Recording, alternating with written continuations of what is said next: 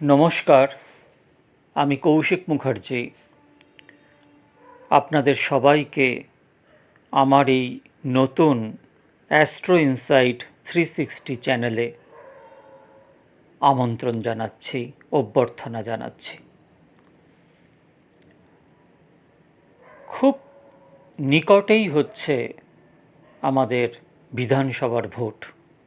পশ্চিমবঙ্গের বিধানসভার ভোট খুব নিকটে, 2 দফায় এবারে ভোট হবে। তো সামগ্রিকভাবে রাজনৈতিক অবস্থা খুব গরম। যেহেতু আমি জন্মকুণ্ডলী বিচার করি, তাই কুণ্ডলী বিচার করা এটা আমার একটা পেশা এবং নেশা, ভালো লাগে করতে। তো ইচ্ছা হলো যে আপনাদের কাছে পরিবেশন করি যে আগত যে ভোট আসছে সেই ভোটের ফল কি হতে পারে, এটা যদি আমরা একটু জ্যোতিষশাস্ত্রের নিরিখে বিচার করি তাহলে কি ফল হতে পারে সেটা আলোচনা করব। এবং আগেই বলে রেখে দিই, এই যে আলোচনা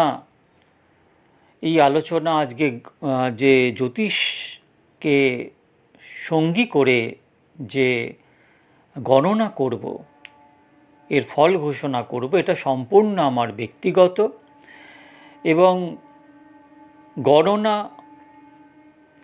গণিত গণেশ থেকে এসছে। তিনি অভ্যর্থ সত্য হতে পারেন, কিন্তু আমরা তো জীব, আমাদের ভুল হতেই পারে। যদি ভুল হয় নিজ গুণে ক্ষমা করে দেবেন।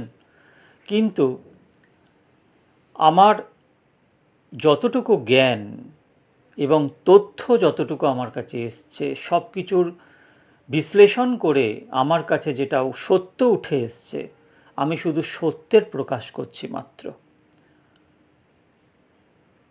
চলুন, প্রথমেই যখন আমরা এই আগত বিধানসভা ভোটের বিচার করব, প্রথমেই আমি দেখব যে আমাদের তৃণমূল কংগ্রেসের যিনি এই সরকারের বর্তমান যিনি চিফ মিনিস্টার, মুখ্যমন্ত্রী মমতা ব্যানার্জির, তার যে জন্মকুণ্ডলী কী কথা বলছে। আমার কাছে যে জন্মকুণ্ডলী এসছে, সেই জন্মকুণ্ডলী অনুযায়ী যে গ্রহের অবস্থান আছে, সেই গ্রহের অবস্থান মমতা ব্যানার্জির যা আছে, সেই অনুপাতে ওনার লগ্ন বেরিয়েছে মেষ, এবং দ্বিতীয় স্থানে বৃষতে চন্দ্র আছে যা উচ্চস্থ, তৃতীয়ে মিথুন রাশিতে কেতু অবস্থান করছে নীচ অবস্থায়, চতুর্থে কর্কটে চন্দ্রের স্থান, সেখানে বৃহস্পতি উচ্চ হয়। বৃহস্পতি কিন্তু এখানে উচ্চ অবস্থায় বিরাজ করছে, কিন্তু বক্রী অবস্থায় আছে এবং ভার্গোত্তম অবস্থায় আছে, অর্থাৎ খুব স্ট্রং অবস্থায় আছে। যদিও এটা 3 ডিগ্রি শো করছে, কিন্তু ভার্গোত্তম হওয়ার ফলে এখানে খুব স্ট্রং। পঞ্চম ভাব ফাঁকা, ষষ্ঠ ভাব ফাঁকা, সপ্তম ভাবে শনিদেব অবস্থান করছেন 25 ডিগ্রিতে, যা উচ্চস্থ অবস্থা। তুলা রাশিতে শনি উচ্চ হয়, এক্সল্টেড হয়, অর্থাৎ এই অবস্থায় শনিদেব ভালো ফল দিতে বাধ্য। অষ্টমে শুক্র 5 ডিগ্রিতে অবস্থান করছে। শুক্র হচ্ছে সপ্তমপতি এবং ধনপতি, অর্থাৎ শুক্রের অবস্থানটা ভালো নয়। ভাগ্যস্থানে রাহু, বুধ এবং সূর্য অবস্থান করছে। ভাগ্যস্থানে রাহু এবং সূর্য, অর্থাৎ বৃহস্পতির ঘরে সূর্য, রাহু এবং বুধ এখানে সূর্যের সঙ্গে থেকে 7 ডিগ্রির ব্যবধানে থেকে এখানে কম্বাস্ট হয়ে গেছে, অস্ত হয়ে গেছে 27 ডিগ্রিতে। এবং লগ্নপতি মঙ্গল একাদশে অবস্থান করছে মকর রাশিতে, কুম্ভ রাশিতে 29 ডিগ্রিতে। এই হচ্ছে সামগ্রিকভাবে মমতা ব্যানার্জির একটা হরোস্কোপের অবস্থা, জন্মকুণ্ডলীর অবস্থা। এবার যদি বিচার করি যে মমতা বন্দ্যোপাধ্যায়ের এখন মহাদশা কি চলছে, মহাদশা শনির চলছে, শনিদেবের মহাদশা, এবং শনিদেব দশম এবং একাদশপতি, এবং দশম এবং একাদশপতি হয়ে সপ্তমে উচ্চস্থ হয়ে অবস্থান করছে, এবং উচ্চস্থ অবস্থান করে শনিদেবের যে দশম দৃষ্টি সেটা চতুর্থে পড়ছে। খুব ভালো লক্ষণ। চতুর্থ স্থান থেকে আমরা পলিটিক্যাল কেরিয়ারকে গণনা করি, তো সেখানে দশম দৃষ্টি শনিদেবের কর্কট রাশিতে পড়ছে, এবং সেখানে বৃহস্পতি উচ্চ অবস্থায় আছে, এবং বর্তমানে শনির মহাদশা চলছে, এবং তার সাথে বৃহস্পতির অন্তর্দশা চলছে।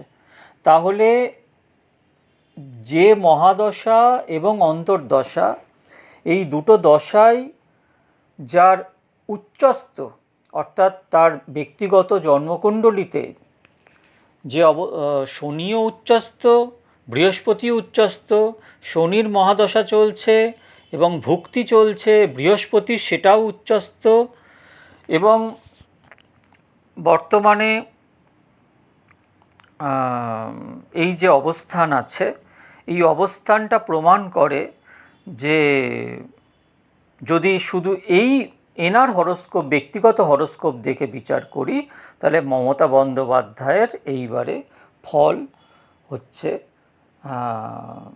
ভালো হবে, অর্থাৎ ওনার আবার মুখ্যমন্ত্রী হওয়ার সম্ভাবনা প্রবল দেখাচ্ছে। তবে 9th হাউসে রাহু এবং রাহুর অবস্থান অনেক কিছু ঝামেলার যোগ তৈরি করে দিচ্ছে।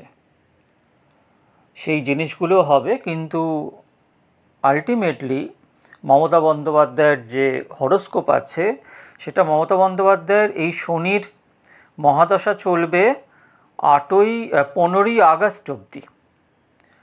যদি এর পরে হয়ে যেত তাহলে বুধের মহাদশা পড়ে যেত। বুধ যেহেতু তৃতীয় এবং ষষ্ঠপতি, এবং সে ভাগ্যস্থানে অস্ত হয়ে অবস্থান করছে, সুতরাং বুধের মহাদশা মমতা বন্দ্যোপাধ্যায়ের জীবনে অনেক বড় চ্যালেঞ্জ আনবে। কিন্তু বর্তমানে আগস্ট মাসের 15 তারিখ অবধি মমতা বন্দ্যোপাধ্যায়ের শনির মহাদশা এবং বৃহস্পতির অন্তর্দশা, এই যোগ কিন্তু মমতা বন্দ্যোপাধ্যায়ের জীবনে সফলতাই ডেকে আনবে, এটা আমার অভিমত। এরপরে যদি আমি রাজ্য তৃণমূলের টিএমসির একটা বিচার করি, সেখানে দেখতে পাচ্ছি এটা মিথুন লগ্ন পড়ছে, এবং গ্রহের অবস্থান হিসাবে দেখছি যে মিথুন লগ্নের অধিপতি বুধ, সে ষষ্ঠে অবস্থান করছে, তৃতীয়তে রাহু অবস্থান করছে, সপ্তমে সূর্য, দশমে শনি, অষ্টমে একাধিক গ্রহ, যেমন মঙ্গল উচ্চস্থ হয়ে আছে, আবার সেখানে বৃহস্পতি নিচস্থ হয়ে আছে, আবার সেখানে চন্দ্র আছে, সেখানে আবার শুক্র আছে। এই অবস্থানটা ভালো নয়।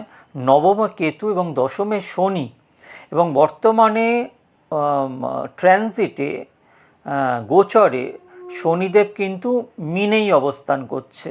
তাহলে মিনে ন্যাটাল চার্টেও স্যাটার্ন মিনে অবস্থান করছে, বর্তমান গোচরে অবস্থান করছে, তাহলে তার সপ্তম দৃষ্টি চতুর্থে যাচ্ছে।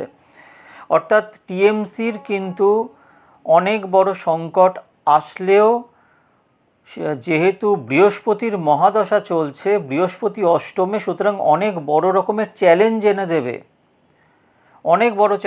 দেবে। কিন্তু মমতা বন্দ্যোপাধ্যায়ের যে হরোস্কোপ আছে, যেহেতু উনি প্রাইম লিডার, তার প্রভাবটা কিন্তু এই হরোস্কোপের ওপর পড়বে, এবং অনেক বড় চ্যালেঞ্জের মুখোমুখি হওয়ার পরেও শেষের দিকে মমতা বন্দ্যোপাধ্যায়ের অর্থাৎ বর্তমান যে সরকার, সেই সরকারের আসার সম্ভাবনা প্রবলভাবে আমি দেখতে পাচ্ছি। এরপর একটু বিজেপির একটুখানি যদি বিচার করি, যেটা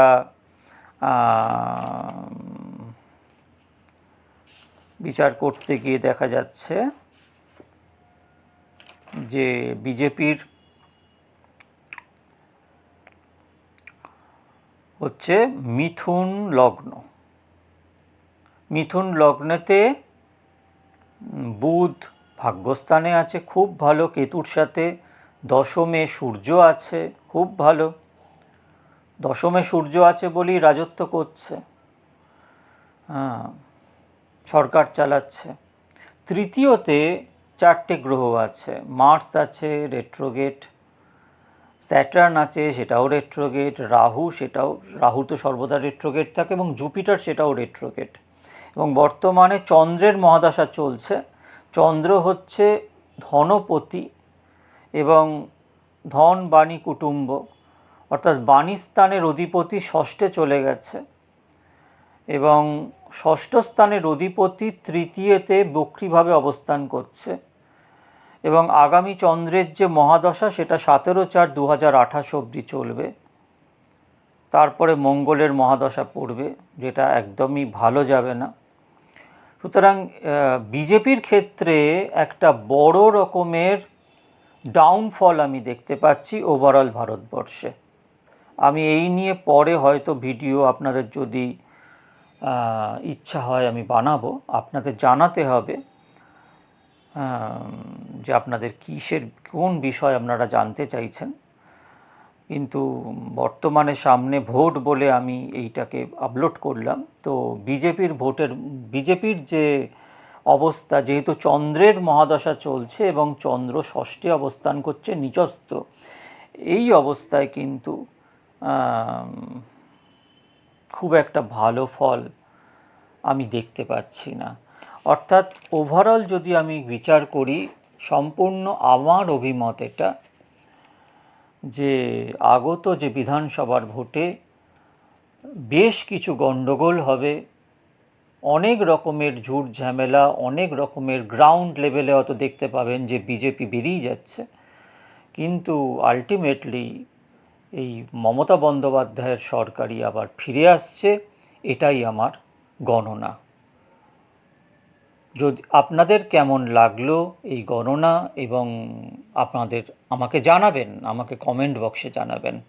আপনারা ভালো থাকবেন। বন্দে মাতরম।